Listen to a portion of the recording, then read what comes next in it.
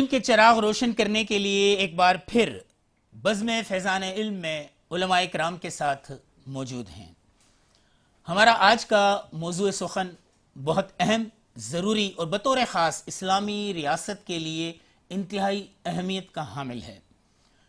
عقلیت یہ ایک ایسا نکتہ ہے، یہ ایک ایسی بات ہے اور یہ ایک ایسا اہم موضوع ہے جس کے بارے میں معلومات ہر ایک کو ہونی چاہیے۔ ہمارا آج کا عنوان یہی ہے کہ عقلیت اور ان کے حقوق کیا ہوتے ہیں اور اسلامی ریاست پر کیا ذمہ داریاں عائد ہوتی ہیں۔ ہمارے ساتھ علماء کرام کے جو پینل موجود ہیں ان میں سب سے پہلے میرے ساتھ تشریف فرما ہے محترم مولانا علامہ علی طاہری صاحب۔ السلام علیکم علی طاہری صاحب، کیسے مزاج ہیں آپ کے؟ ان کے ساتھ ہی تشریف فرما ہے محترم مولانا مفتی الیاس شاہ صاحب۔ کیسے مزاج ہیں شاہ صاحب؟ ایک بار پھر خوش آمدید کہتے ہیں ہم آپ کو، ہماری دوسری نشست میں آپ تشریف لائے۔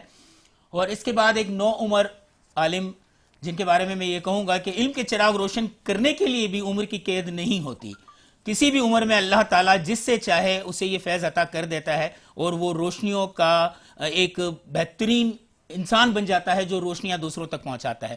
مفتی جناب سعد خان صاحب، کیسے ہیں آپ؟ الحمدللہ ٹھیک۔ آپ تینوں کو ہی خوش آمدید، اور سوال و جواب کا آغاز کریں گے۔ ایک بار پھر بتاتا چلوں ہمارا آج کا موضوع سخن ہے عقلیت اور اس کے حقوق، اسلامی سلطنت میں اس کی ذمہ داریاں۔ جی بالکل، میں سب سے پہلے تو ہمارے جو تینوں ماشاءاللہ سے علماء کرام، معزز علماء کرام موجود ہیں، ان کو انوار رمضان کی خصوصی سحری نشریات کے سیگمنٹ فیضان علم میں خوش آمدید کہتی ہوں، کیونکہ آپ لوگوں سے جو ہم علم سے فیضیاب ہوتے ہیں، آپ لوگوں کی جو دی گئی تعلیمات سے ہم لوگوں کو پتہ چلتا ہے، جو سبق ہم لوگ حاصل کرتے ہیں، یقیناً وہ ہمارے لیے اور ہمارے دیکھنے والے تمام ہی ناظرین کے لیے بہت زیادہ کارآمد ثابت ہوتا ہے۔ اور آج کیونکہ ہمارا موضوع ہے عقلیت اور ریاست کی ذمہ داریاں، تو سب سے پہلے میں علامہ سعد خان صاحب سے پوچھنا چاہوں گی کہ عقلیت کہتے کسے ہیں اور اس کے بنیادی حقوق کیا ہیں؟ اعوذ باللہ من الشیطان الرجیم، بسم اللہ الرحمن الرحیم۔ ماشاءاللہ بڑی خوبصورت عنوانات کے حوالے سے اس پروگرام کے اندر جو بھی عنوان لایا جاتا ہے، جو بھی زیر بحث جس عنوان پر بھی گفتگو کی جاتی ہے، وہ ہمیشہ ایسا ہوتا ہے جس سے عوام کو فائدہ ہو۔ تو یہ ایک قابل تحسین بات ہے، میں نے کہا سب سے پہلے یہ بات کر دوں۔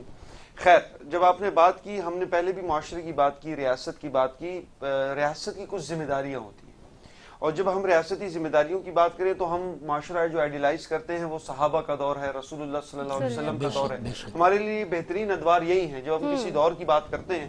خیر، میں اس میں کچھ چند باتیں کر کے آپ کی طرف آتا ہوں۔ خیر، ہم جب دین کی چیز کو سمجھتے ہیں نا، ہم کہتے ہیں شاید دین شاید عبادت کا نام ہے، یا ہم کبھی دین کے پرسپیکٹو کو، میں ہمیشہ ایک لفظ اسلام کے لیے استعمال کرتا ہوں، دین، مذہب نہیں، اسلام دین ہے۔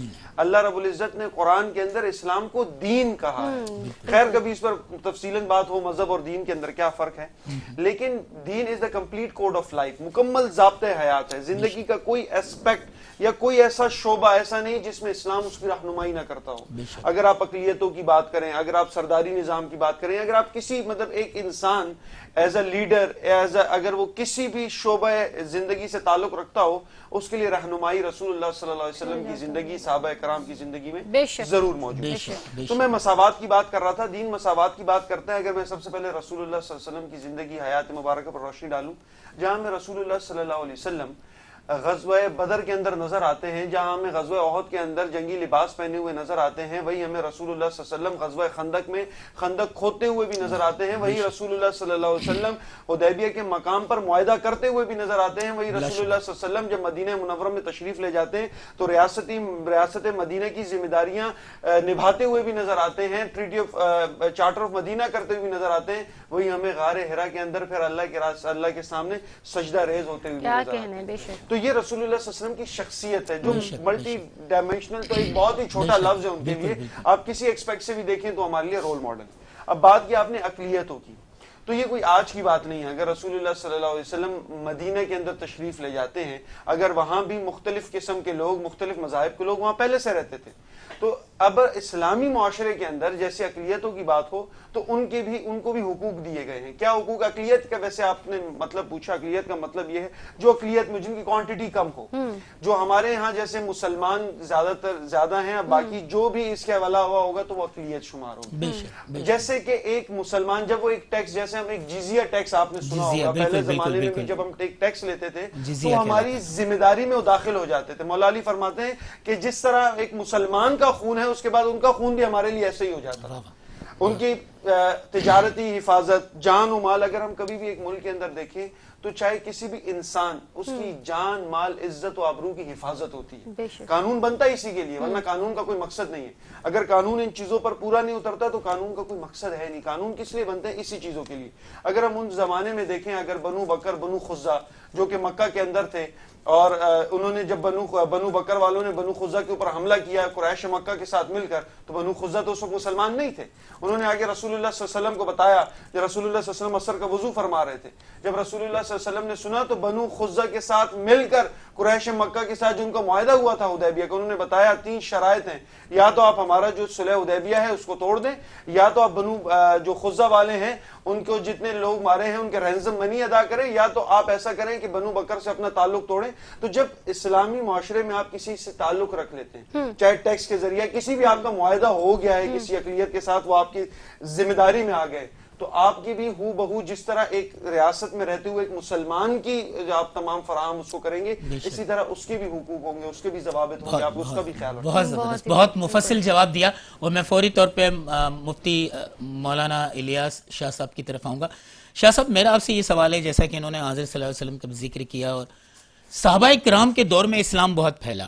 حضرت صلی اللہ علیہ وسلم تو ایک جیتا جاگتا رول ماڈل اس دور میں بھی تھے اور رہتی دنیا تک رہیں گے, جیسا کہ سعد خان نے فرمایا. میرا آپ سے سوال یہ کہ صحابہ کے دور میں جو اسلام پھیلا, اسلامی ریاست جو ہے وسیع سے وسیع تر ہوتی چلی گئی, تو اس دور میں اقلیتوں کو کیا حقوق حاصل ہوتے تھے, اور اقلیتوں کے حقوق کا انہوں نے کتنا خیال رکھا تعلیمات نبوی کے مد نظر رکھتے ہوئے, اس کے بارے میں تھوڑا سا. بسم اللہ الرحمن الرحیم. حضرات صحابہ کرام رضوان اللہ تعالی علیہم اجمعین جناب رسول اللہ صلی اللہ علیہ وسلم کے تربیت یافتہ وہ شاگرد ہیں کہ جن کی مثال پوری دنیا میں دی جاتی ہے. ایسے رول ماڈل ہیں کہ جن سے پہلے نہ کوئی رول ماڈل ایسا تیار ہوا, نہ ان کے بعد کوئی ایسا رول ماڈل تیار ہوگا, جن کی صداقت, امانت, دیانت اور ان کی معاشرت کی گواہیاں خود قرآن کریم نے بے شمار 750 آیات کے اندر اللہ تعالیٰ نے صحابہ کرام کی شان کو بیان کیا ہے. صحابہ کرام کا جو دور ہے وہ سیدنا صدیق اکبر رضی اللہ تعالیٰ عنہ سے شروع ہوتا ہے, پھر سیدنا فاروق اعظم, سیدنا عثمان, حضرت علی رضی اللہ تعالیٰ عنہ مجمعین. یہ خلفائے راشدین کا دور باقی صحابہ سے ذرا سا مختلف ہے, اور یہ وہ حضرات صحابہ کرام جن کی مقبولیت اور شہرت باقی صحابہ کرام سے تھوڑی سی مختلف ہے. حضرت سیدنا ابو بکر صدیق رضی اللہ تعالیٰ عنہ کے دور میں اقلیتوں کے لیے ایک معاہدہ ہوا جو سیدنا حضرت خالد بن ولید رضی اللہ تعالیٰ عنہ نے اہل حریرہ سے کیا. اب اس معاہدے کی جو تحریر ہے اس میں حضرت ابو بکر صدیق رضی اللہ تعالیٰ نے یہ لکھوایا کہ جب ہمارے اور اقلیتوں کے ساتھ جو معاملات ہیں اس کے اندر اگر ہم دیکھیں گے جیسے مسلمانوں کے لیے وظائف جاری ہوتے ہیں ایسے ان کے لیے بھی وظائف جاری ہوں گے.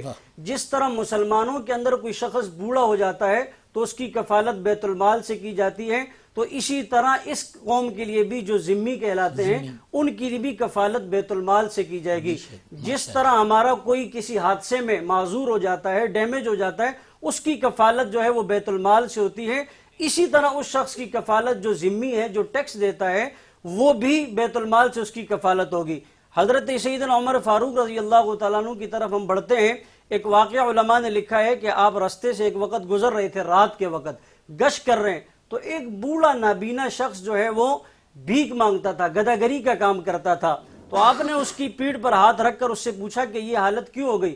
تو اس نے کہا کہ میں اول تو اہل کتاب سے یہودی ہوں, اور میرے اس وقت جو کیفیت بنی ہے, نابینا ہو چکا ہوں, میرے پاس کھانے کے لیے نہیں ہے, بچوں کی بھوک افلاس کی حالت ہے, اس لیے میں گداگری کا کام کر رہا ہوں. علماء نے لکھا حضرت سیدنا فاروق اعظم رضی اللہ تعالیٰ عنہ جب بیت المال کی طرف گئے, جو کچھ اپنے گھر میں موجود تھا وہ گھر سے دیا, اور صبح جو وزیر خزانہ تو اس کو بلا کر کہا کہ ہمارے جو ذمی لوگ ہیں ان سے ہم جوانی کی حالت میں ٹیکس لیتے ہیں اور بڑھاپے میں یہ لوگ بھیک مانگتے ہیں. آج کے بعد میں یہ حکم نامہ صادر کر رہا ہوں کہ ان لوگوں کے لیے بڑھاپے میں جو کفالت ہم مسلمانوں کی کرتے ہیں وہی کفالت ان ذمیوں کے ساتھ بھی کی جائے گی.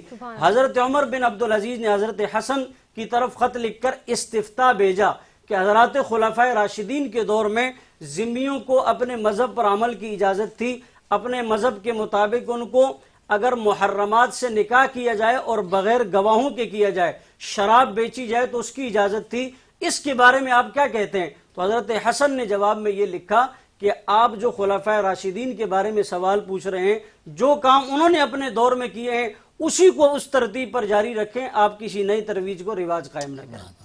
بہت ہی خوبصورت اور گفتگو کا سلسلہ جاری رہے گا، کیونکہ میں نے جیسے عرض کیا تھا کہ آپ لوگوں کا جو علم ہم لوگوں کو ملتا ہے یقیناً وہ ہمارے لیے بہت ہی زیادہ فائدہ مند ہوتا ہے. اور اسی کے ساتھ میں جانا چاہوں گی علامہ علی طاہری صاحب کے جانب، اور کیونکہ اقلیتوں پر بات چل رہی ہے تو نبی پاک صلی اللہ تعالیٰ علیہ وآلہ وسلم کا جب حکومتی زمانہ آیا، اسلامی حکومت کا جب دور آیا تھا تو کچھ غیر مسلم بھی لوگ تھے جنہوں نے آپ صلی اللہ تعالیٰ علیہ وآلہ وسلم کی حکومت میں رہنا ہی پسند کیا تھا، یعنی کہ جو اسلامی حکومت اس وقت تھی اسی میں رہنا پسند کیا تھا. تو آپ صلی اللہ تعالیٰ علیہ وآلہ وسلم نے ان کے حقوق کی مختلف جہات کو مد نظر رکھتے ہوئے کچھ ایسے حقوق، کچھ معاہدے کیے تھے جن کی تفصیلات اگر آپ بتا دیں تو پھر ہمارے ناظرین کو اور ہماری جو انفارمیشن ہے نالج میں اضافہ ہو جائے گا. اعوذ باللہ من الشیطان الرجیم، بسم اللہ الرحمن الرحیم. بہت اچھا موضوع ہے اور اس موضوع کی تنقیح کرنے کی ضرورت ہے. واضح ہو جائے تو معاشرے کے افراد کی زندگی آسان ہو جائے.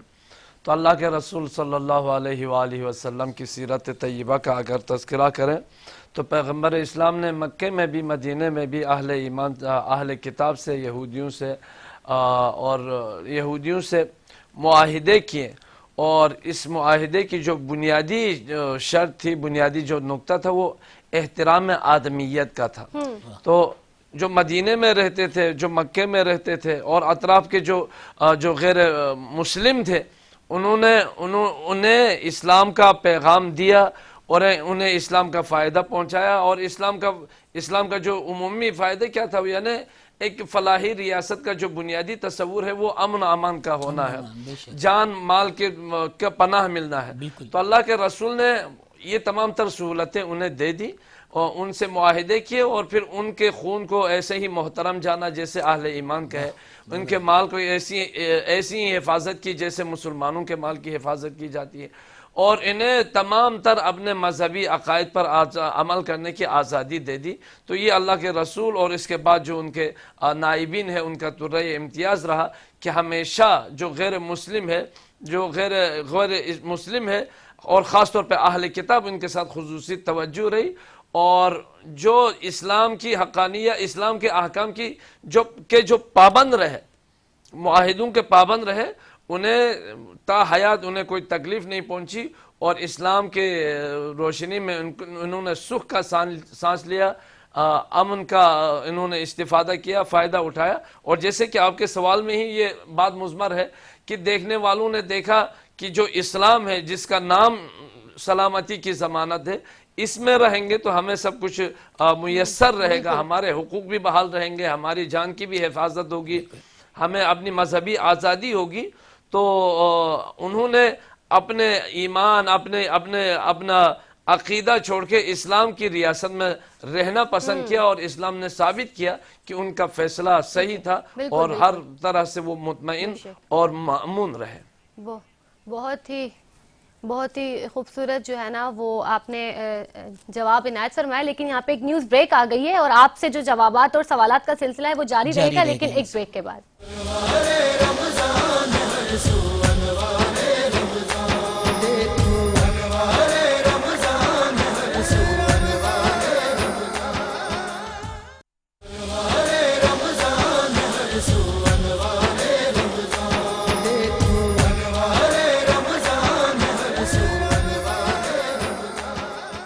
Welcome back. लबैक नाज़रीन, आप देख रहे हैं इस वक्त अनवार रमज़ान की खुसूसी सहरी नशरियात और यह है हमारा सेगमेंट फैज़ाने इल्म, जिसमें गुफ्तगू का सिलसिला जारी था, लेकिन एक न्यूज़ ब्रेक की वजह से हमें उस गुफ्तगू के सिलसिले को चंद मिनट के लिए, चंद सेकंड के लिए रोकना पड़ा। तो और मैं दोबारा जाऊंगी अल्लामा ताहिरी साहब की जानिब, जो हमारा सिलसिला टूटा था, मैं चाहूंगी कि वहीं से आप दोबारा से जोड़ें और जो आप बता रहे थे अक़लियतों के जो मुआहिदे तय हुए थे उस इस्लामी हुकूमत के दौर में, तो वो जरा आप हमें बताइए।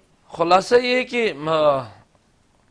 जो जैसे आपने सवाल में ही बयान किया कि बहुत से गैर मुस्लिम जो है ना इस्लामी रियासत में रहना पसंद किया, क्योंकि उनके नज़दीक अल्लाह के रसूल का किरदार वाज़ेह था, वो अमीन था, वो सादिक था।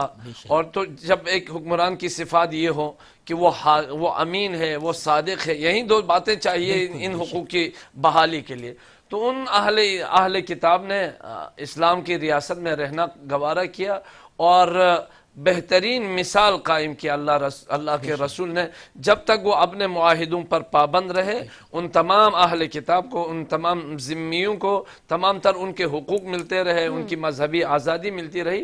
लेकिन जहाँ जहाँ इस्लाम के कवानीन की मुखालिफत होती रही, फिर उनकी गिरफ्त हुई, उन्हें सज़ा मिली। लेकिन जो पुरअमन थे, जो इस्लाम की ज़रीन उसूलों से इस्तिफ़ादा करना चाहते थे, उनकी ज़िंदगी जो है इब्तिदाए इस्लाम में इस्लाम के नाम की तरह पुरअमन और पुरसुकून रही। ये अल्लाह के रसूल की सीरत का हिस्सा है। बहुत ही खूब, बहुत ही खूब।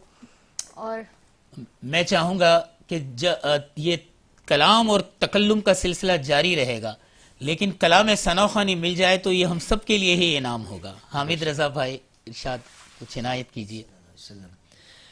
सहर का वक्त था, मासूम कलियां मुस्कुराती थी, हवाएं खैर मकदम के तराने गुनगुनाती थी।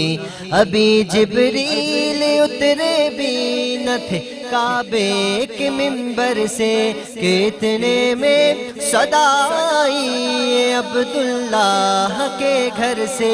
मुबारक हो शहे हर दो सरा तशरीफ ले आए, मुबारक हो मोहम्मद मुस्तफ़ा तशरीफ ले आए। मौलाया सल्ली व सल्लिम दाइमन अबदन अला हबीबिका खैरिल खल्क़ि कुल्लिहिम। वो मोहम्मद फ़ख्र आलम बादशाह इंसो जां सरवर कौनैन सुल्ताने अरब शाह अजम। एक दिन जिब्रील से कहने लगे शाह उमम, तुमने देखा है जहां बतलाओ तो कैसे हैं हम। अर्ज की जिब्रील ने ए शाहिदी ए मोहतरम, आपका कोई मुमासिल ही नहीं रब की कसम। न कोई आप जैसा था, न कोई आप जैसा है, न कोई आप जैसा था, न कोई आप जैसा है। साडा इश्क भी तू, साडी जान भी तू, साडा मालिक ते मुख्तार भी तू, कुल नबियां दा सुल्तान भी तू, नाले अरशा दा मेहमान भी तू। मैं मुकदी कल मुका देवा, साडा दीन भी तू ते ईमान भी तू। न कोई आप जैसा था, न कोई आप जैसा आका, न कोई आप जैसा था, न कोई आप जैसा है। कोई यूसुफ से पूछे मुस्तफा का हुस्न कैसा है। ज़मीनो आसमां में कोई भी मिसाल ना मिले। मौलाया सल्ली व सल्लिम दाइमन अबदन अला हबीबिका खैरिल खल्क़ि कुल्लिहिम। सलाम उस पर कि जिसके घर में चांदी थी न सोना था। سلام اس پر کہ ٹوٹا بوریاں جس کا بچھونا تھا، سلام آمنہ کے لال محبوب سبحانی، سلام فخر موجودات فخر نوح انسانی، تیری صورت تیری سیرت تیرا جلوہ تیرا نقشہ، تیرا در ہو میرا سر ہو سکون دل میسر ہو، پھرے کب تک یہ حامد مارا یا رسول اللہ یا ربی بالمصطفیٰ بلغ مقاصدنا، یا ربی بالمصطفیٰ بلغ مقاصدنا، واغفر لنا ما مضى یا وسیع الکرم، مولاي صل وسلم دائما ابدا على حبيبك خير الخلق كلهم۔ سبحان اللہ، سبحان جی اللہ، میں بہت ہی خوبصورت سعد کلام۔ کی طرف آؤں گا۔ سعد خان قبلہ، آپ سے ایک سوال ہے۔ دیکھیں ہمارے یہاں جو بات چیت ہو رہی ہے ماشاءاللہ وہ ایک ایسی آئیڈیل تھی، ریاست مدینہ جیسی ریاست روئے زمین پر نہ کوئی تھی، نہ ہے، نہ ہوگی۔ اس حقیقت کو سب تسلیم کرتے ہیں، چاہے وہ غیر مسلم ہوں یا جو بھی ہوں۔ لیکن ہم جو پاکستانی حکومتیں یا ریاستیں ہیں جو بڑی امن کی علمبرداری کے دعوے کرتی ہیں، لیکن یہاں ہم نے دیکھا ہے عام طور پر اقلیت جو ہے عدم تحفظ کا شکار ہے، اور اس کی وجوہات بہت صاف نظر آتی ہیں کہ ماضی میں کچھ ایسے تلخ واقعات ہوئے ہیں جو اس احساس کو بڑھانے کا سبب بنے ہیں۔ تو اسلامی ریاست پاکستان میں اس کے کیا حقوق ہیں اقلیت کے، اور کیا ذمہ داریاں ہیں حکمرانوں کی، اس طرف بھی تھوڑی سی توجہ دلائیں تاکہ ریاست مدینہ کے دعوے جو کیے جاتے ہیں اس کا ہم اس دور سے موازنہ کر سکیں کہ اس دور میں جو لازمی ضرورت ہے۔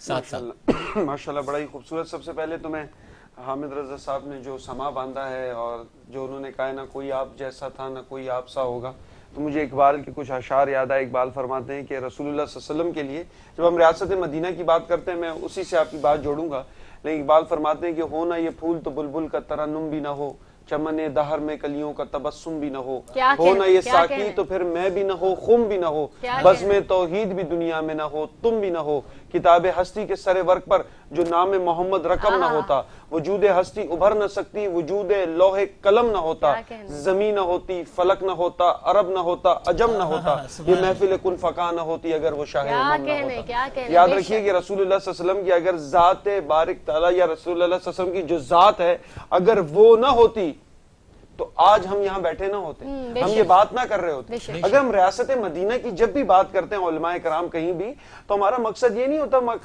محض ریاست مدینہ کے فضائل سنا دیں یا ریاست مدینہ کی میں بات کروں، حضرت بات کرے، یہ سب بات کریں تو ٹی وی کے سامنے والے بیٹھے سبحان اللہ ماشاءاللہ کہہ کر کیا رسول اللہ صلی اللہ علیہ وسلم کی ذات تھی، بلکہ اس کا مقصد یہ ہے، یہ بات بار بار کہنے کا اور بتانے کا یہ گردان ہے تاکہ اس چیزوں پر ہم عمل کر لیں، ورنہ فائدہ نہیں ہوگا۔ اب آپ ملک پاکستان کی بات کی، اب ملک پاکستان کے اندر قبلہ جہاں آپ اقلیتوں کے حقوق کی بات کریں، میں تو کہہ رہا ہوں مسلمانوں کے حقوق ملنا مشکل ہو گئے ہیں یہاں تو ایک انسان کے حقوق نہیں ہیں، تو ہم کسی اقلیت کے حقوق کی کیوں بات کریں؟ خیر یہاں سب کے حقوق کی بات یہ ہے کہ جب ایک ہم جو ریاست مدینہ کی بات کریں نا، اگر ہم حقیقتاً اسلامی ریاست کو بنا گئے تو آپ یقین کریے کہ باہر سے بھی لوگ یہاں رہنا پسند کریں گے، جیسے کہ حضرت نے پہلے فرمایا کہ، اور آپ کے سوال میں بھی یہ چیز پنہا تھی کہ لوگ خود آ کر رسول اللہ صلی اللہ علیہ وسلم کے ساتھ رہنا پسند کرتے تھے ان کی ریاست میں۔ کیوں؟ وہ ریاست کیا تھی؟ وہ اصل میں امن کی ریاست تھی۔ وہ ریاست کیا تھی؟ جس میں جان مال عزت و آبرو کی حفاظت کی جائے۔ تو اس پاکستان کے اندر آپ اس کراچی شہر کے اندر بات کر لیں، ایک انسان کی کس چیز کی حفاظت ہے؟ بندہ ابھی اس شو میں آتے ہوئے ڈرتا ہے، جاتے ہوئے ڈرتا ہے، ایک انسان کی جان کی ضمانت جب باہر۔ تو اسی طرح کچھ اقلیتوں کے بھی حقوق ہیں، حقوق کیا کچھ جو میں نے پہلے ہی عرض کر چکا ہوں، جو کہ ایک مسلمان کے ایک شہر میں رہتے ہوئے ان کو حق ہے، حق آزادی اپنے مذہب کی ترویج کرنے کا، جیسے علامہ صاحب نے فرمایا حق آزادی ہے، وہ اپنی ورشپ کر سکتے ہیں، اپنی جو ان کی عبادت گاہیں ان کو حق آزادی، وہ تجارت کر سکتے ہیں، تعلق قائم کر سکتے ہیں اور ان کے ساتھ تمام معاملات۔ لیکن پاکستان کے اندر ہاں ایک افسوس کی بات ہے، یہ ازل سے چلتا ہوا آ رہا ہے، ہم نے پاکستان حاصل تو کلمے پر کیا، مقصد پاکستان کا مقصد کیا، لا الہ الا اللہ محمد بے شک، رسول بے اللہ، لیکن کہیں نہ کہیں ہم اپنے مقصد سے ہٹ چکے ہیں۔ اگر دوبارہ اپنے مقصد کی طرف آئے، دیکھیں اس اصل کیا ہے فلسفہ، اصل یہ کہ انسان جب اپنے مقصد پر رہتا ہے تو کامیاب رہتا ہے۔ ہم بھی اگر اپنا مقصد بھول جائیں گے کہ مجھے کس مقصد کے تحت دنیا میں بھیجا گیا، تو ہم میں اور بھیڑ بکریوں میں کوئی فرق نہیں۔ تو اسی طرح اگر پاکستان اپنے مقصد سے ہٹ جائے گا تو پھر پاکستان ایک بہترین معاشرہ، ایک بہترین ریاست نہیں بن سکتی۔ ابھی بھی اس امر کی ضرورت ہے تمام کو مل بیٹھ کر، تمام اذہان کو، کہ پاکستان کو اسی سوچ پر لائیں جو کہ سوچ علامہ اقبال کی تھی، جو کہ قائد اعظم کی تھی، اور جو اس سے بھی قبل جو کہ ریاست مدینہ تھی اس کو آئیڈیالائز کریں کہ وہ جو ریاست مدینہ تھی اس کو اگر وہ ریاست قائم ہو جائے قبلہ تو میں آپ تو اقلیتوں کی بات کروں تو پھر بھی انسان ہے، میں تو کہوں جانوروں کے بھی حقوق آپ کو ملنا شروع ہو جائیں گے۔ اور پھر حضرت عمر کی وہ بات کہ دریائے فرات کے کنارے ایک پیاسا کتا بھی مر جائے تو اس کا سوال عمر سے ہوگا، تو مجھے بتائیں اس سے بہترین ریاستیں کون ہوں گی؟ بالکل بالکل، بہت ہی خوبصورت آپ نے جواب عنایت فرمایا، لیکن الحمدللہ ہم پاکستان میں جو رہتے ہیں ہم نے دیکھا ہے کہ ہمارے یہاں جو اقلیتیں ہیں وہ محفوظ ہاتھوں میں ہیں، اور وہاں جس طرح سے ان کی عبادت گاہوں کی حفاظت کی جاتی ہے ایسے دوسرے ممالک میں نہیں کی جاتی۔ باقاعدہ طور پہ ہم نے ایسے واقعات بھی دیکھے ہیں کہ وہاں ان کی عبادت گاہوں کو جلا دیا جاتا ہے۔ لیکن میں جاننا چاہوں گی مولانا الیاس شہا کی سے، میں ان کی طرف آتی ہوں اور ان سے جاننا چاہوں گی کہ اور زیادہ بہتر ہم کس طرح بنا سکتے ہیں ان تمام تر چیزوں کو؟ جی، آپ کا سوال بہت اہم ہے کہ اول پہلے سے ہی اقلیت جو ہیں ان کو یہاں پر حقوق مل رہے ہیں، اور مزید بہتر کس طرح بنا سکتے ہیں؟ تو اس کے لیے بنیادی چیز ہے قانون سازی۔ جب قانون پر عمل درآمد ہوتا ہے، ایک باؤنڈری اور حدود قائم کی جاتی ہے اور اس میں یہ بتایا جاتا ہے کہ یہ جو ہے وہ ایک حد ہے، یہ باؤنڈری ہے، اس ترتیب پر زندگی گزاریں گے اور اس سے کراس کریں گے تو آپ کو یہ جرمانہ اور یہ سزا ہوگی۔ قانون کا بنانے کا مقصد یہی ہوتا ہے تاکہ انسان محفوظ ہو جائے۔ آپ دیکھیں شریعت مطہرہ میں بہت ساری مختلف جرائم کی سزائیں نافذ کی گئی ہیں، اس کا مقصد یہ نہیں ہے کہ شریعت کا کوئی گناؤنا شکل پیش کرنا ہے یا اس کا چہرہ پیش کرنا ہے، مقصد یہ ہے جب سزا پر عمل درآمد ہوگا تو اس کے لیے جو آگے جرائم ہیں وہ رکنا بند ہو جائیں گے۔ میں اس کو مثال دیتا ہوں، ایک چہرہ حاکم کا ہوتا ہے اور ایک چہرہ حکیم کا ہوتا ہے۔ حاکم سے مراد وقت کا قاضی جج ہوتا ہے اور حکیم سے مراد معالج طبیب اور ڈاکٹر ہوتا ہے۔ آج ہمارے ہاں جو جرائم بڑھ رہے ہیں اس کی وجہ یہ ہے کہ جو حاکم وقت ہے نا وہ حکیم کے لہجے پر آ گیا ہے، اور حکیم جو ہے وہ حاکم وقت کا لہجہ اپنا چکا ہے۔ اس کی مثال میں یوں دیتا ہوں، ایک مریض ہے وہ کسی ڈاکٹر طبیب کے پاس جاتا ہے اور اپنے مرض کا اظہار کرتا ہے کہ مجھے یہ مرض ہے اور یہ مسئلہ ہے، اور ڈاکٹر اس کے لیے دوا تجویز کرتا ہے، میڈیسنز کا انتخاب کرتا ہے۔ اس کے بعد اگر وہ دوائی نہ لے تو کچھ دنوں کے بعد ڈاکٹر صاحب اگر اس سے کہتا ہے کہ بھائی آپ دوائی نہیں کھاتے ہو، مر جاؤ گے، بیمار ہو جاؤ گے اور مسئلہ بڑھے گا، تو وہ کہے گا ڈاکٹر صاحب پہلے آپ اپنا علاج کریں پھر میرا علاج کریں گے۔ اور ایک آدمی جرم کر کے جب عدالت کے کٹہرے میں جاتا ہے اور جج اس کے ساتھ حکیم والا لہجہ کہتا ہے ماشاءاللہ یہ جرم کر کے آیا، آئیے آئیے، خوش آمدید، ویلکم۔ اب اس کا چہرہ یہ تھا جس کو قرآن کریم نے کہا ہے انما جزاء الذین یحاربون اللہ ورسولہ ویسعون فی الارض فسادا ان یقتلوا او یصلبوا، یعنی حاکم کا لہجہ اور ہے اور حکیم کا لہجہ اور ہے۔ آج حاکم حکیم کے لہجے پر آ گیا اور حکیم حاکم کے لہجے پر آیا ہے۔ قانون سازی، حد بندی اور دوسروں کا یعنی جو حق ہے وہ اس کو دینا، اس کے عمل درآمد سے مزید انشاءاللہ یہ بات سامنے آئے گی کہ لوگ جو پہلے سے محفوظ ہیں اور محفوظ تر ہو جائیں۔ بالکل بالکل جی، اور میں اب علامہ علی طاہری صاحب کے پاس آؤں گا۔ ایک اہم ترین سوال ہے اور اس کا جواب میں خود بھی جاننا چاہتا ہوں، میں خود بھی اکثر الجھن کا شکار ہو جاتا ہوں۔ ہمارے یہاں بہت سی غیر مسلم قومیں بستی ہیں، ہر قوم ہی ہے، ہم ان سے میل ملاپ بھی رکھتے ہیں، تعلقات بھی رکھتے ہیں، تو ہمیں کس حد تک ان سے تعلقات رکھنے چاہیے؟ کیونکہ ان کی رسومات بعض اوقات اگر ہم اپنا لیں تو ہمارے اپنے یہ اسلام کے منافی ہے۔ اس چیز کے بارے میں تھوڑا بتائیں، ان کے ساتھ میل جول رکھنا، ان کے ساتھ کھانا پینا، ان کی دعوتوں کو قبول کرنا، ایک ہی برتنوں میں ایک ہی میز پہ بیٹھ کے شادیوں میں ہم کھاتے ہیں، اس کی بھی تو کوئی حد بندی ہے نا یقیناً اسلام میں، اس کی وضاحت ذرا فرما دیں۔ بہت شکریہ۔ دیکھیے دین کا جو اصول ہے وہ تو یہ ہے کہ لکم دینکم ولی دین، کہ ان کے لیے ان کا دین ہے، ہمارے لیے ہمارا دین ہے۔ اور ان کے ساتھ بیٹھنا، ان کو اسلامی ریاست میں بٹھانے کا مطلب یہ ہرگز نہیں ہے کہ آپ ان کی ذاتی زندگی میں شامل ہو جائیں، آپ کے ہم پیالہ ہم نوالہ ہو جائیں، اس کی گنجائش نہیں ہے، کیونکہ اسلام میں طہارت نجاست کا ایک تصور ہے، اور جو انسان کا جو کفر کی جو نجاست ہے نا، اس کی طہارت کلمہ طیبہ ہے۔ جب تک ان کی زبان پر کلمہ طیبہ نہیں آتا، ان کے اندر سے کفر کی نجاست جائے گی نہیں۔ اس میں توہین کا کوئی سوال نہیں ہے، کیونکہ اسلام کے اپنے ضابطے ہیں۔ اسلام کہتا ہے کہ خون نجس ہے، پیشاب پاخانہ نجس ہے، ان سے بچے، لیکن ان کے دین میں یہ چیزیں واضح نہیں ہیں، تو کھانے پینے کی تو کھلی اجازت نہیں دی جا سکتی۔ بالکل جی، ان کے اپنی ایک حد ہے، وہ اپنے معاشرے میں اپنے درمیان ایک دوسرے سے ملے، دعوتوں میں ہم پیالہ ہم نوالہ بن جائے، لیکن جو اہل ایمان ہے، اہل اسلام ہے، انہیں ہر حال میں جو ہے نا ایک حدود کی پاسداری کرنا ضروری ہے۔ یہاں مفتی حضرت تشریف فرما، ان کی موجودگی میں عرض کروں گا، دیکھیے اس کا سمپل سا جو طریقہ ہے، وہ تری سے بچے۔ آپ ہینڈ شیک کریں، ہاتھ ملائیں، لیکن ان کی تری آپ میں منتقل نہ ہو، آپ کی تری ان کے میں منتقل نہ ہو۔ اس حد تک واسطہ اور تعلق کی تو گنجائش ہے، لیکن اگر ان کا ہاتھ گیلا ہے یا آپ کا ہاتھ گیلا ہے یا کوئی چیز دے رہے لے رہے ہیں، تو اس کی احتیاط کی ضرورت ہے۔ اور اسلام کے جو قوانین ہے، اس میں ہمیں ماڈرن ہونے کی ضرورت نہیں ہے۔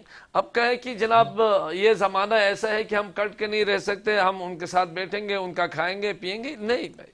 اب جو آپ کی جو پہلی حد ہے وہ اسلام کی ہے، تو اس میں معاملہ یہ ہے کہ اس میں توہین کا کوئی پہلو نہیں ہے، بس یہ کہ وہ اپنی جگہ اپنے مذہب میں اپنے عقیدے میں آزاد ہے، لیکن جو معاشرتی جو تعلق ہے، واسطہ ہے، اس میں تھوڑی احتیاط آپ برتی نے جائے۔ بہت ہی خوبصورت جواب عنایت فرمایا، لیکن میں علامہ سعد سے جاننا چاہوں گی کہ بعض اوقات کچھ جو غیر مسلم لوگ ہوتے ہیں وہ دوستانہ تعلقات میں بھی آتے ہیں، جیسے کہ کالج یونیورسٹیز میں لوگ پڑھتے ہیں آپس میں تو وہ دوست بن جاتے ہیں۔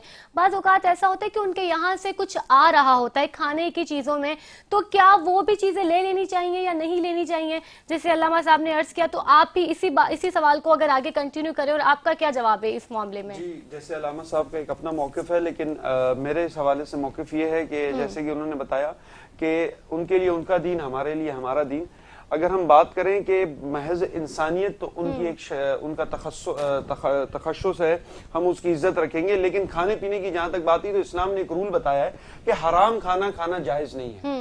اگر ہم اپنے رول قدوری کو پڑھیں، جو ہمارے علامہ صاحب یہ بتائیں گے، اس میں ایک صراحتاً ہے کہ انسان بحیثیت کوئی انسان نجس نہیں ہوتا، انسان کوئی نجس نہیں ہوتا، تو آپ کھانا کھا سکتے ہیں بظاہر کہ اس نے کوئی حرام چیز نہ کھائی ہو۔ جیسے ہمارے ہیں کہ مونچھیں اس طرح بڑی ہوں کہ وہ منہ کی طرف، تو ایسے کوئی اس نے حرام کھانا نہیں کھا، تو آپ کھانا کھا سکتے ہیں، ان سے میل ملاپ رکھ سکتے ہیں۔ آپ جب یہ چیزیں کریں گے تو اسلام کی چیزوں کو سمجھیں گے۔ اگر ہم اپنے بزرگان دین کو، اگر ان کی زندگی حیات مبارکہ کو دیکھیں تو باقاعدہ ان کو دعوت پر بلاتے تھے، ان کا اکرام کیا کرتے ہیں تاکہ وہ اسلام کی اس کو سمجھیں، اسرار و رموز کو سمجھیں۔ جب آپ ان کے ساتھ تعلق اس حد تک، لیکن دیکھیں ایک انہوں نے بڑی اچھی بات کی، لیکن ہمارے یہاں اس طرح بھی ایک چل پڑا ہے کہ ہم اولی کے ان کے رسومات میں بھی شریک ہوتے ہیں۔ یہ چیزیں اس سے اجتناب کریں کہ اتنا بھی نہ ہو کہ بالکل آپ میں فرق نہ دکھے، لیکن اس حد تک کہ جیسے اب یہ تو ایک ساتھ انسان کالج میں بیٹھتا ہے ہوتا ہے، تو آپ ایک جگہ سے ایک چیز لے رہے ہیں تو اس میں کوئی مذائقہ نہیں ہے۔ آپ ملاقات کر رہے ہیں تو ہاتھ گیلے بھی ہوں تو انسان ہے، کبھی ہاتھ دھوئے ہوئے ہوتے ہیں یا کچھ ہوتا ہے تو ہاتھ ملائے جا سکتے ہیں، کچھ طرح کا ایشو نہیں ہے۔ تو ہمارا اس حوالے سے یہ جواب۔ صحیح ٹھیک ہے، بہت ہی خوبصورت آپ نے جواب عنایت فرمایا، کیونکہ ظاہر ہے کہ بحیثیت مسلمان یا بحیثیت انسان ہمیں ان چیزوں کو مد نظر نہیں رکھنا چاہیے۔ جیسے آپ نے بتایا کہ ان کی رسومات کو تو نہیں اپنانا چاہیے، لیکن اگر کھانے پینے کی چیزیں ایکسچینج ہو رہی ہیں تو ہم وہ کر سکتے ہیں۔ رسول اللہ صلی اللہ علیہ وسلم، بس اس بات سے میں خطا کہ رسول اللہ صلی اللہ علیہ وسلم ایک جگہ حضرت عمر کے ساتھ بیٹھے ہوئے تھے، تمام اصحاب تھے۔ حدیث مشہور ہے کہ ایک کافر کا وہاں سے میت اور جنازہ، ہم تو جنازہ کہتے ہیں، ایک میت جا رہی تھی تو رسول اللہ صلی اللہ علیہ وسلم کھڑے ہو گئے، تو حضرت عمر نے رسول اللہ صلی اللہ علیہ وسلم کا دامن قمیض پکڑا، فرمایا یا رسول اللہ یہ مسلمان کا جنازہ یا کوئی میت نہیں جا رہی۔ فرمایا کہ عمر میں اس لیے نہیں کھڑا ہوا کہ یہ مسلمان ہے یا غیر مسلم، میں اس لیے کھڑا ہوں ایک انسانیت کی تکریم کے واسطے. تو ایک انسانیت کے ناطے بھی کچھ چیزیں ہوتی ہیں ان کے ساتھ اس لیے تعلق رکھا، ان کے غم میں شریک ہو، ان کے ساتھ ان کے معاملات، وہ اگر بھوکے ہیں تو ان کو کھانا بھی کھلائیں. ہمارے ہاں جو صدقات ہیں جو واجبہ نہ ہو تو ان کے لیے جائز ہے، ان کی آپ اکرام بھی کر سکتے ہیں، ان کی کچھ مصیبت ہے، ان کی درد. تو ایز اے معاشرے میں جب آپ ریاست میں حقوق کی بات کر رہے ہیں، وہ آپ کے ساتھ رہ رہے ہیں تو آپ ان کی کچھ چیزوں کا بھی تو خیال رکھیں گے. بہت مفصل اور اچھا جواب دیا، لیکن وہی بات کہ تمام عبادتوں میں، انسان کی تمام عبادتوں میں ایک عبادت اور ایک لازمی فرض یہ ہے کہ ہم سحری بھی ایک لازمی فریضہ ہے. بات جاری رہے گی، بہت دلچسپ موضوع پہ ہو رہی ہے اور بہت کچھ ہم آپ سے جاننا چاہیں گے.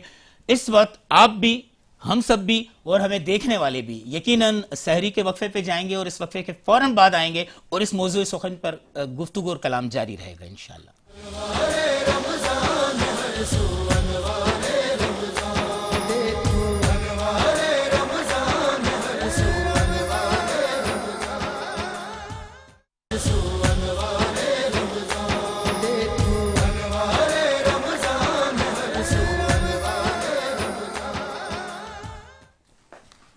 ویلکم بیک ناظرین کرام، آپ دیکھ رہے ہیں اس وقت انوار رمضان کی خصوصی سحری نشریات اور یہ ہے ہمارا بہت ہی منفرد اور بہت ہی زیادہ معلوماتی سیگمنٹ فیضان علم.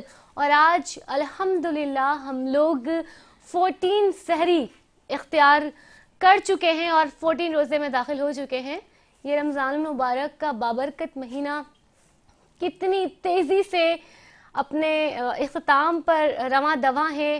ہمیں جتنی زیادہ جلدی ہوتی ہے، پورا سال ہم انتظار کرتے ہیں رمضان المبارک کے اس بابرکت مہینے کا کہ رمضان آئے گا، ہم یوں روزے رکھیں گے، یوں تراویح کا اہتمام کیا جائے گا. جو اس کی رونقیں ہوتی ہیں، کیا خوبصورت رونقیں ہوتی ہیں. لیکن یہ جتنا پورا سال ہم انتظار کرتے ہیں، لیکن اتنی ہی تیزی سے یہ مبارک مہینہ ہمارے ہاتھوں سے جا رہا ہے. تو ہمیں کوشش کرنی چاہیے کہ اللہ تعالیٰ نے اس ماہ مبارک کی جو تعلیمات ہمیں دی ہیں اپنے نبی پاک صلی اللہ تعالیٰ علیہ وآلہ وسلم کے ذریعے، اپنے پیارے محبوب کے ذریعے، تو ہمیں ان پر پورا کا پورا عمل درآمد کرنا چاہیے. اس رمضان مبارک کے مہینے سے خوب فائدہ اٹھانا چاہیے، کیونکہ وہ تو چاہ رہا ہے دینا فائدہ. اب ہمارا کام ہے کہ ہم کتنا فائدہ اٹھاتے ہیں اور کتنے اس سے جو ہے نا انعامات کی بارش اپنے اوپر لیتے ہیں.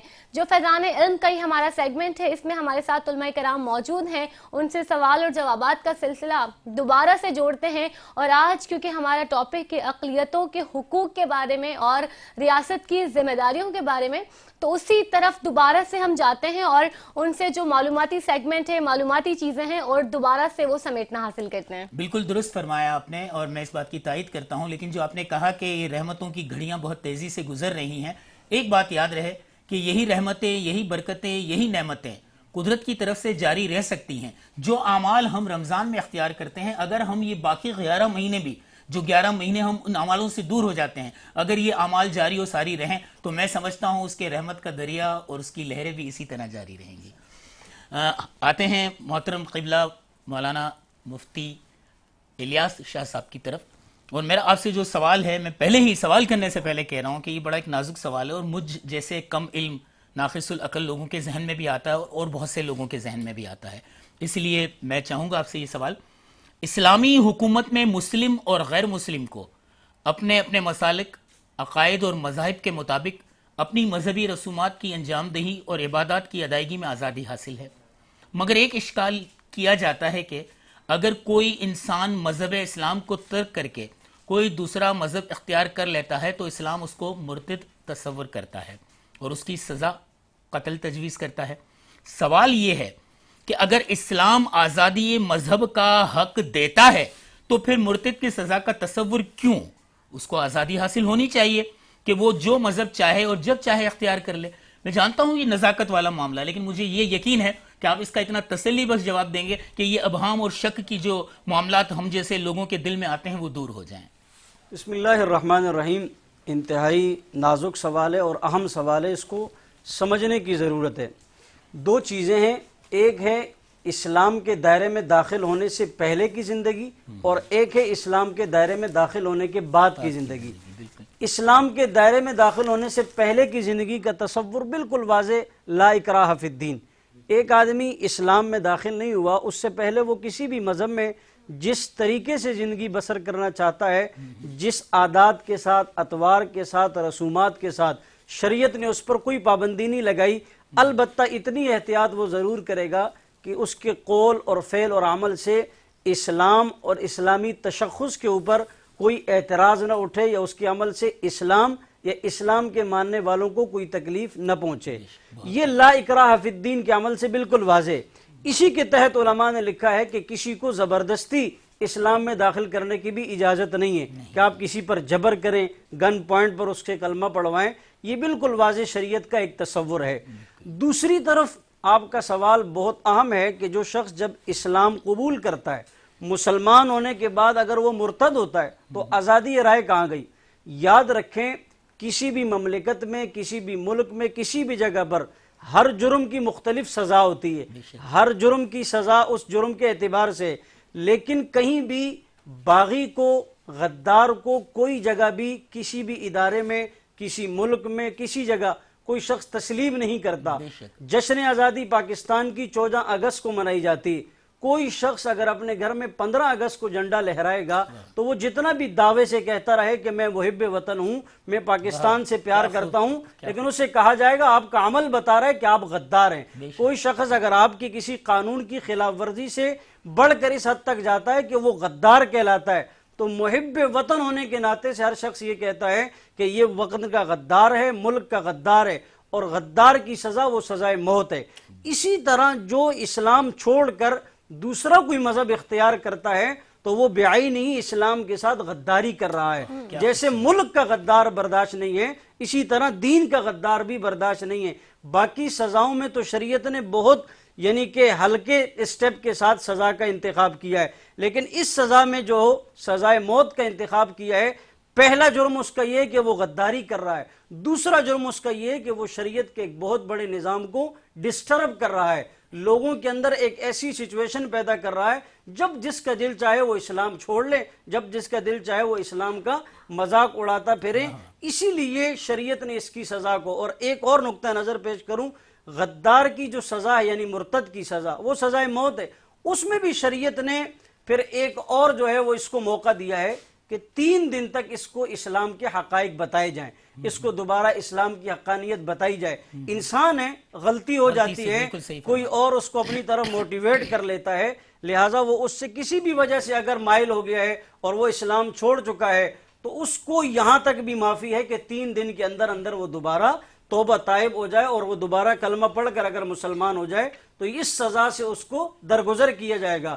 لیکن 3 دن کے بعد بھی اگر وہ اپنے جرم پر کاربند ہے، ڈٹا ہوا ہے، تو پھر شریعت کا فارمولہ یہ ہے کہ اس کو جو ہے وہ سزائے موت دی جائے گی، اس لیے کہ یہ غدار ہے اور غدار کو کسی بھی معاشرے میں برداشت نہیں کیا جاتا۔ بہت خوب، بہترین اور مفصل جواب آپ نے دیا۔ میں پورے ایک جملے میں اگر قید کروں تو بالکل حقیقت ہے کہ جو اللہ تعالیٰ کا اطاعت شعار ہے، وفا شعار ہے، وہ صاحب پیار ہے، وہ پیار کیے جانے کے قابل ہے، وہ پیار بانٹے جانے کے قابل ہے، لیکن جو گناہ گار ہے، خطا کار ہے، سیاہ کار ہے، وہ تو سزاوار ہے۔ میں علامہ سعد کی جانب آنا چاہوں گی، علامہ سعد صاحب سے جاننا چاہوں گی کیونکہ اقلیتوں کی بات ہو رہی ہے، تو کیا اسلام میں جو اسلامی ریاست ہوتی ہیں اس میں اقلیت جو ہے، اقلیت برادری، اقلیتوں کو ان کے حقوق ملتے ہیں؟ کیا وہ قانون سازداروں میں اپنا کردار ادا کر سکتے ہیں؟ جی بالکل خوبصورت سوال ہے۔ میں تھوڑا سا اسی بات کو تھوڑا سا کنٹینیو کر لوں گا، پھر اس کے بعد اسی جواب کی طرف آؤں گا۔ ماشاءاللہ علامہ صاحب نے بہت ہی اچھی طریقے سے جواب دیا، میں اس کو تھوڑا اور آسان کر کے اس میں ایک مزید 1-2 بات آپ کو کروں گا۔ جس طرح انہوں نے کہا نا، ہمارے یہاں ایک بڑا مسئلہ ہو گیا ہے کہ بلا آج کل مسئلہ یہ ہے کہ ہم نا دنیا ایک ہیومینٹی، مورل ایتھکس کی بات کرتی ہے، وہ ایسا کوئی سمجھتی ہے کہ انسانیت کو ایک نیا مذہب ہے۔ حضرت انسانیت کو تو زوال تب تھا 1400 سال پہلے جب یہ عروج کس نے دیا؟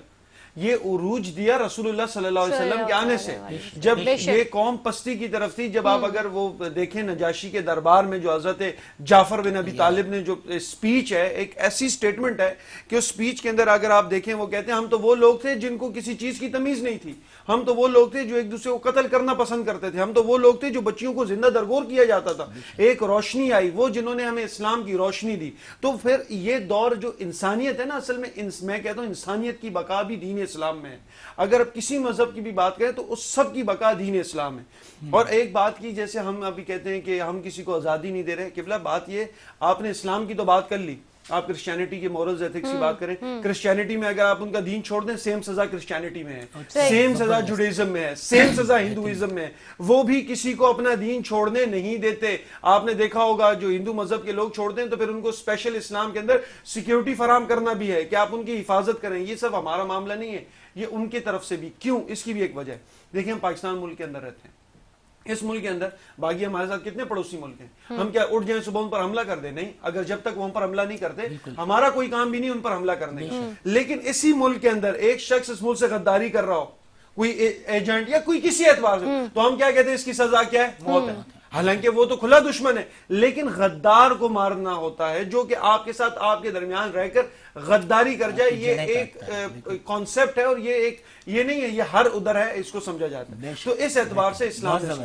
باقی اگر میں اس حوالے سے بات کروں، جی بالکل اقلیتوں کو حق ہے، وہ سیاسی معاملات میں ابھی بھی ہیں پاکستان کے اندر، کیونکہ دیکھیں ان کے مسائل وہ اچھی طرح سمجھ سکتے ہیں. اگر ہم رسول اللہ صلی اللہ علیہ وسلم کے دور کو بھی دیکھیں کہ وہ جب ہجرت کے لیے جا رہے ہیں تو ایک یہودی کو ان کو اپنے لیے چنا کہ وہ راستے کا انتخاب کرے. دیکھیں جس شخص میں جو ٹیلنٹ ہونا، میں ہمیشہ ایک بات کہتا ہوں، کسی میں کوئی ہنر ہو تو اس سے وہ ہنر کا استفادہ کیا جا سکتا ہے. لیکن جہاں بات آتی ہے وزیر اعظم کی، جہاں بات آتی ہے آرمی چیف کی، جہاں بات آتی ہے ایک ایسے سیٹ کی جس کے نظام میں تمام چیزیں آتی، تو وہ مسلمان ہونا چاہیے، کیونکہ تمام جو نظام ہے پاکستان وہ اسلام کے طور پر ہے. تو وہ ان چیزوں کو سمجھے. لیکن جہاں آپ کو ان کا حق دینا ہے، جہاں سیپریٹ الیکٹریٹ، جہاں ان کے لیے فائدہ ہو، بالکل ان کا شخص ہو تاکہ وہ ان کی مجبوریوں کو سمجھ پائے، اور جہاں تک ان کی رسائی جہاں تک ہو تو اس در ان کو بالکل کام دینا چاہیے. اس میں کوئی کباہت نہیں، آپ چیک اینڈ بیلنس رکھ سکتے ہیں. لیکن ایک ایسا عہدہ جس کے تمام ذمہ داریاں اس کے ذمہ ہو، تو وہ عہدہ ایک مسلمان، جس طرح ہمارے پاکستانی ریاست میں بھی ہے کہ وزیر اعظم ایک مسلمان ہوگا، آرمی چیف ایک مسلمان، تو وہ بھی ایک حکمت کے تحت ہے، کیونکہ یہ ایسا ہی چلتا ہے نظام. کیونکہ اقلیت کے لیے پھر وہ اپنے نظام کے لیے وہ رکھ سکتے ہیں، ایسے کوئی کباہت ہے؟ مطلب ان کو اجازت ہے. اجازت ہے.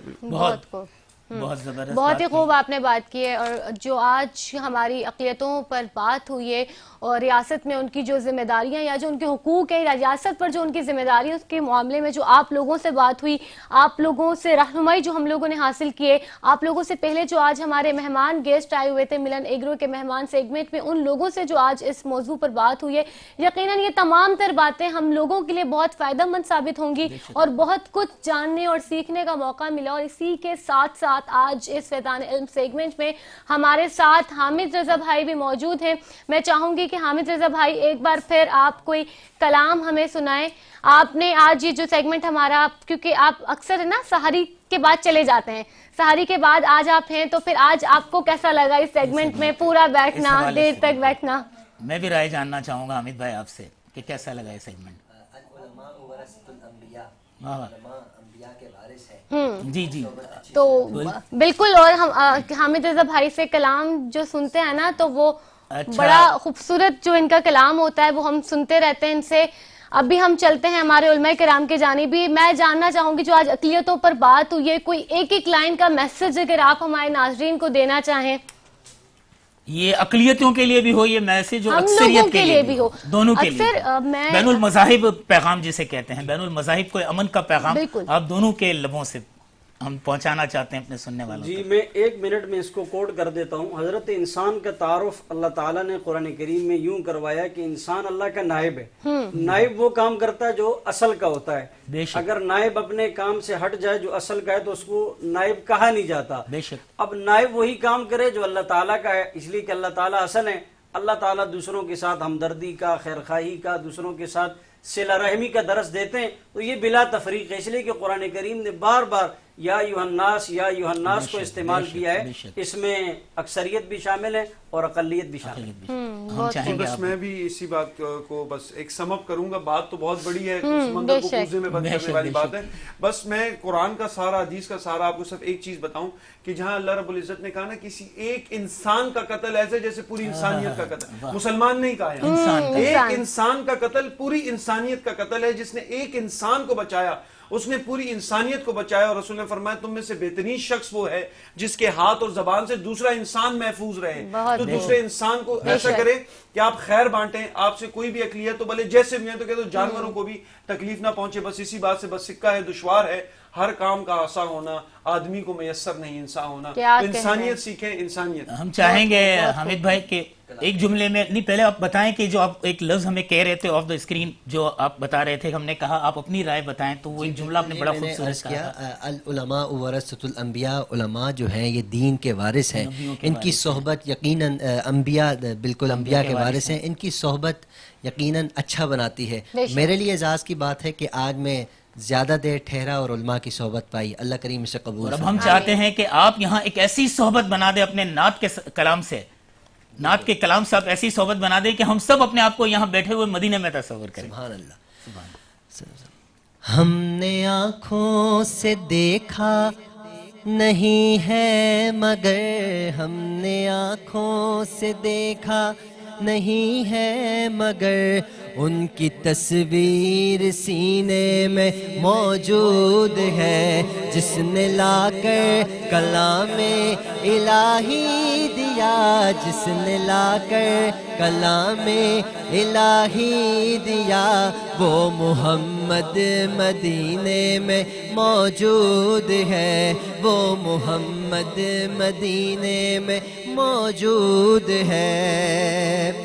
پھول کھلتے ہیں پڑھ پڑھ کے صلی اللہ, پھول کھلتے ہیں پڑھ پڑھ کے صلی اللہ, جھوم کر کہہ رہی ہے کہ باد صبا, جھوم کر کہہ رہی ہے کہ باد صبا, ایسی خوشبو چمن کے گلوں میں کہاں, ایسی خوشبو چمن کے گلوں میں کہاں, جو نبی کے پسینے میں موجود ہے, جس نے لا کر کلام الہی دیا, جس نے لا کر کلام الہی دیا, وہ محمد مدینے میں موجود ہے. چھوڑنا تیرا طیبہ گوارا نہیں, چھوڑنا تیرا طیبہ گوارا نہیں, ساری دنیا میں ایسا نظارہ نہیں, ساری دنیا میں ایسا نظارہ نہیں, ایسا منظر زمانے نے دیکھا نہیں, ایسا منظر زمانے نے دیکھا نہیں, جیسا منظر مدینے میں موجود ہے, جس نے لا کر کلام الہی دیا, جس نے لا کر کلام الہی دیا, وہ محمد مدینے میں موجود ہے. ہم نے مانا کہ جنت بہت ہے ہنسی, ہم نے مانا کہ جنت بہت ہے ہنسی, چھوڑ کر ہم مدینہ نہ جائیں کہیں, چھوڑ کر ہم مدینہ نہ جائیں کہیں, ان کی تصویر سینے میں موجود ہے. یوں تو جنت, یوں تو جنت میں سب ہے مدینہ نہیں, یوں تو جنت میں سب ہے مدینہ نہیں, اور جنت مدینے میں موجود ہے. یوں تو جنت میں سب ہے مدینہ نہیں, یوں تو جنت میں سب ہے مدینہ نہیں, اور جنت مدینے میں موجود ہے. کیا بات ہے, کیا بات ہے, واقعی جنت بھی مدینے میں موجود ہے, اور ہم سب کے قلب اور روح بھی مدینے میں موجود ہیں. اور یہاں پر میں یہ ضرور کہنا چاہوں گا آپ سے کہ آج کی محفل بہت اچھی رہی, بہت بہترین رہی, بہت کچھ سیکھنے کو ملا. ایک آخری پیام دینا چاہوں گا ہم سب کے توسط سے کہ امیر مینائی کہتے ہیں کہ چوٹ اگر کسی کو لگے تڑپتے ہم ہیں امیر, سارے جہاں کا درد ہمارے جگر میں ہے. اقلیت ہو یا اکثریت ہو, جب تک آپ دوسروں کے درد کو محسوس نہیں کریں گے, اس درد کی دوا نہیں کریں گے, حقیقتاً وہ جنت جو مدینے میں موجود ہے, وہ ریاست مدینے کے روپ میں ہر اسلامی ملک میں وہ جنت بن سکتی ہے اگر آپ اور ہم چاہیں. اسی پیام کے ساتھ آج کا یہ سیگمنٹ اختتام پذیر کرتے ہیں. انشاءاللہ کل نئے موضوع کے ساتھ پھر ملیں گے. لیتے ہیں ایک چھوٹا سا بریک.